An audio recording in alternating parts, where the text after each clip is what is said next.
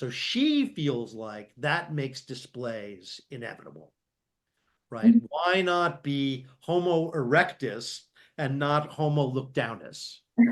So I was a Yes. subscriber to that point of view for many years. She's so brilliant and she expresses it so well.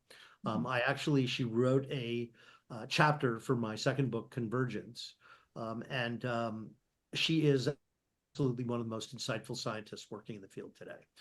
That said, I'm not sure she's right about this.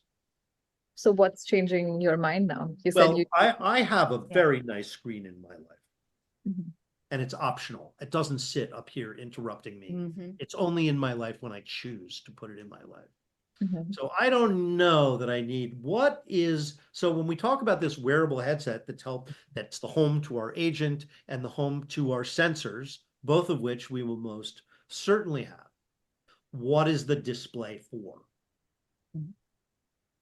So I'm just asking, right? That's Because a the good question. applications and the demonstrations I see, I get directions from here and from my car really well. I never feel like I need them in my glasses, right? I wouldn't construct a whole headset to do that. I'm not a fighter pilot. I just want to know which way to go when I get out of the subway. So, Mhm.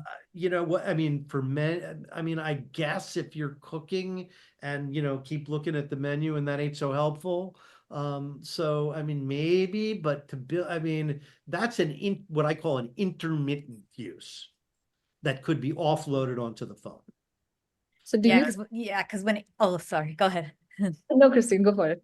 Yeah, So, because I was just thinking of Apple right, Vision this is a Pro. Yeah. contrarian view. People get very activated No, when I it's share this interesting view. to me. No, because the Apple Vision Pro, when it came out, it was almost like, well, the desktop is not in your face. I'm like, yeah, but what if you don't work that way? Because honestly, even though I love VR, I don't want to be in it all day. Like I see it just for like that certain experiences, certain purposes, and when I want to be fully immersed. Well, Because VR I is agree with you. it's the ultimate vehicle Yeah. for being together with people when you have to be alone. Yes, And the definitely. pandemic was actually a very profound thing for VR.